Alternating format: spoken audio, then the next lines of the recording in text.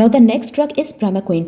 इसकी क्लास क्या है 8 अमाइनो क्विनोलिन और इसकी ओरल एब्जॉर्प्शन कंप्लीटली हो जाती है। Then mechanism of primaquine. So primaquine जो है वो एक्टिव किलर मेटाबोलाइट्स बनाती है विच आर क्विनोलिन और फिर क्विनोन बनाती है। ये ऑक्सीडेंट के तौर पे काम करते हैं और पैरासाइट्स के सेल को किल कर देते हैं। इस तरह से आहिस्ता आहिस्ता पैरासाइट की डेथ हो जाती है। ये टिश्यू शाइजोंटिसाइड्स हैं और रिलैप्स को प्रिवेंट करते हैं। और दूसरी बात आपने याद रखनी है कि गेमिटोसाइडल है और पैरासाइट की ट्रांसमिशन को प्रिवेंट करते हैं। Then uses of primaquine, radical cure of vivax and ovale. अब जो ये दोनों फॉर्म्स हैं इनकी वजह से डोरमेंट फॉर्म बनती हैं हिप्नोजॉइड्स जो कि लिवर में जाके हाइड कर जाती हैं। अब ये क्या इनकी वजह से डिजीज बार बार होती रहती है। प्रामाक्विन इन डोरमेंट फॉर्म को जाके किल कर देता है तो फिर डिजीज जो है वो दोबारा से नहीं होती है। इसका कोर्स किस तरह होता है, पहले क्लोरोक्विन 3 डेज के लिए दी जाती है जिसमें ब्लड के अंदर जितने भी पैरासाइट हैं वो किल किए जा सकें और उसके बाद प्रामाक्विन जो है वो 14 डेज का कोर्स दिया जाता है ताकि लिवर में जितने भी हिप्नोसाइड्स वगैरह बने हुए हैं डोरमेंट फॉर्म है उनको किल किया जा सके। It is used in terminal prophylaxis. अब टर्मिनल प्रोफाइलेक्सिस क्या है कि अगर एक बंदा एक ऐसे एरिया से आया है जिसमें वाइवेक्स और ओवेल फॉर्म कॉमन है तो फिर वापस आने के बाद उसको ये ड्रग दी जाती है ताकि हिप्नोसाइड्स जो उसके अंदर बने हुए हैं उसके लिवर में वो किल किए जा सकें और उसको दोबारा से डिजीज ना हो जाए। Then alternative daily primary prevention. इसका क्या मतलब है कि बाज़ दफ़ा इसकी लो डोज दी जाती है डेली ताकि प्राइमरी प्रोफाइलेक्सिस में काम कर सके। Then next is toxicity. GI upset हो जाती है, प्यूराइटिस होता है जिसमें स्किन इचिंग होती है, मेथ हीमोग्लोबिनीमिया हो जाता है जिसमें स्किन थोड़ी ब्लूइश हो जाती है बिकॉज ऑक्सीजन जो है वो सही से डिलीवर नहीं हो रही होती है और G6PD डेफिशिएंसी की वजह से हिमोलिसिस हो जाती है और प्रेगनेंसी में ये कॉन्ट्रा इंडिकेटेड होती है। Next drugs are antifolates. ये ब्लॉक करती हैं फोलेट सिंथेसिस को जिसकी वजह से डीएनए सिंथेसिस स्टॉप हो जाती है। अब इसमें 2 तरह की ड्रग्स आती हैं। पहली जो है वो सल्फोनामाइड्स हैं। वो क्या करती हैं, पैरा अमाइनो बेंजोइक एसिड जो कि डाइहाइड्रोपेटारोलेट सिंथेस के थ्रू कन्वर्ट हो रहा था उसको जाके ये ब्लॉक कर देती हैं। जब ये ब्लॉक करेंगी तो जो फोलेट है पैरासाइट के अंदर वो बनेगा ही नहीं। ठीक है। सेकंड नंबर पे जो ड्रग्स आती हैं वो है पायरीमेथामाइन और साइक्लोग्वानिल। ये जो है वो डाइहाइड्रोफोलेट और डाइहाइड्रोफोलेट रिडक्टेज की जो है वो उनको उनके साथ इंटरफेयर करती हैं, उनको जाके ब्लॉक कर देती हैं तो फोलेट जो है वो अपनी एक्टिव फॉर्म में कन्वर्ट ही नहीं हो सकता है। Now what is sequential blockade? Synergistic effect। अगर ये दोनों स्टेप्स एक साथ ब्लॉक कर दिए जाएं तो ये जो है वो साइनर्जिस्टिक इफेक्ट करते हैं और ये इफेक्ट बहुत ज़्यादा स्ट्रॉन्ग होता है। देन इसमें जो ड्रग्स इस्तेमाल होती हैं वो है पायरीमिथामाइन, प्रोग्वानिल, डेप्सोन एंड सल्फोडोक्साइन और इनमें से प्रोग्वानिल की हाफ लाइफ कम होती है which is 12 to 16 hours. Then आते हैं uses. It is used in chloroquine resistance falciparum. अब एक ड्रग है फेंसाइडेरिन, वो 2 ड्रग्स का कॉम्बिनेशन होती है प्राइमिथामाइन एंड सल्फाडोक्साइन। ये क्या करती है, सिक्वेंशियल ब्लॉकेट करती है। मतलब जो दोनों स्टेप हमने ऊपर पढ़े थे उन दोनों को ब्लॉक कर देती है। दोनों स्टेप ये वाले थे ना तो इन दोनों स्टेप्स को ब्लॉक कर देती है जाके। Then next in Malarone. It is combination of 2 drugs atovaquone and proguanil और ये मलेरिया की ट्रीटमेंट में यूज होती है और प्रोफाइलेक्सिस में भी यूज की जाती है।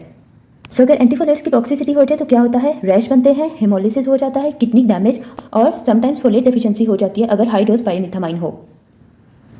Then next drug is atovaquone. ये नेफ्थोक्विनोन क्लास से बिलोंग करती है and it will destruct mitochondrial electron transport chain.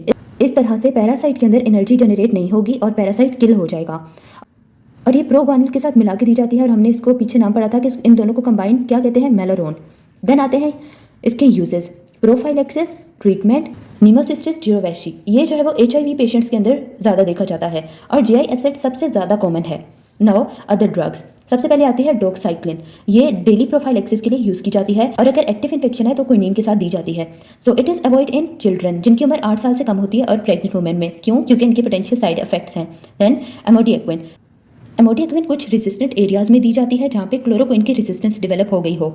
Haem toxicity करवाती है पैरासाइट में और इस तरह से पैरासाइट को किल कर देती है। अब इसका रिस्क कहाँ आता है, ए ग्रेन्युलोसाइटोसिस और एप्लास्टिक एनीमिया। देन आता है halofantrine. It is active against erythrocyte stage. इसकी वजह से क्या होता है, क्यूटी प्रोलोंगेशन हो जाती है जिसकी वजह से सुयर टैकिकार्डिया हो सकता है और सडन डेथ। इसके एम्ब्रियोटॉक्सिक इफेक्ट्स होते हैं, इस वजह से प्रेगनेंसी में कॉन्ट्रा इंडिकेटेड होती है और प्रोफाइलेक्सिस के लिए भी यूज नहीं की जाती और ये उस टाइम ज़्यादा डेंजरस हो जाती है अगर इसको कंबाइन कर लिया जाए with mefloquine.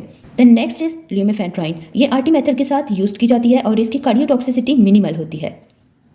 Then next is traveller prophylaxis. इसका मतलब है कि अगर कोई बंदा किसी ऐसे एरिया में ट्रैवल कर रहा है जहाँ पे मलेरिया का रिस्क होता है तो उस एरिया में जाने से पहले वो मेडिकेशन स्टार्ट कर देगा ताकि वो डिजीज़ को प्रिवेंट कर सके। सो अब एरियाज और ड्रग्स को डिस्कस करते हैं। अब कुछ एरियाज जहाँ पे रेजिस्टेंस होती ही नहीं है, डेवलप नहीं हुई भी होती है, तो वहाँ पे सिंपली वीकली वो क्लोरोक्विन लेगा। ठीक है।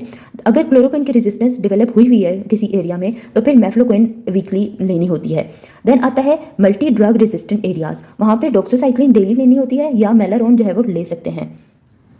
और फिर आता है टर्मिनल प्रोफाइलैक्सिस। इसमें जो है वो प्राइमाक्विन 14 डेज के लिए लेनी होती है। तो इसमें जो है वो पहले 3 दिन के लिए क्लोरोक्विन ले सकते हैं, जिसमें जो है एक्यूट इलनेस को खत्म किया जा सके, ब्लड में जितने भी पैरासाइट हैं उनको किल किया जा सके। फिर जो डोरमेट्स फॉर्म बनी हुई हैं उसको प्राइमाक्विन जो है वो खत्म कर देगी, जो कि लिवर में होती हैं।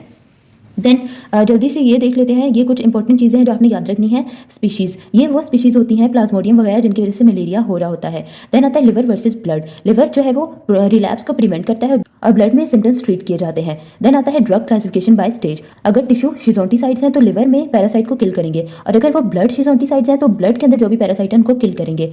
देन आर्टिमाइसिनिन, इसके रेजिस्टेंट हो जाती है, तो ये जब ये कब यूज़ होती है, जब फेल्सीपैरम मलेरिया रेजिस्टेंट हो, और ये फास्टेस्ट एक्टिंग ड्रग होती है।